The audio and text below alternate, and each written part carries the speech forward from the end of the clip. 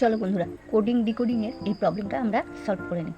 দেখো এখানে ই equal to 5 আছে, আর হচ্ছে PEN ইজিক্যাল টু 35 আছে।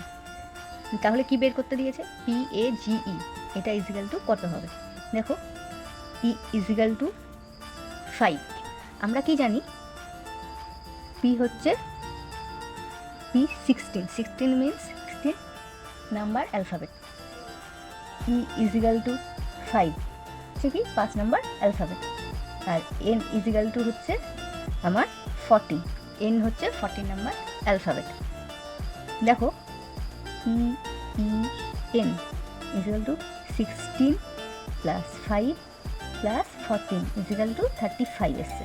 তাহলে সিমিলারলি আমরা দেখে নিই কী হবে। পি ইজিক্যাল টু হচ্ছে 16, A equal to 1, G equal to 7 আর ই ইজিক্যাল টু 5। তাহলে কি হচ্ছে? PAGE ইজিক্যাল টু হচ্ছে 16 plus 1 plus 7 plus 5 equal to হচ্ছে 29। তাহলে আমাদের অপশান কোনটা হবে? অপশান 3, 29 হচ্ছে আমাদের অ্যান্সার। তাহলে বন্ধুরা, তোমরা এই প্রবলেমটা সলভ করে বলো তো এর অ্যান্সার কী হবে, আমাকে কমেন্ট করে জানাবে।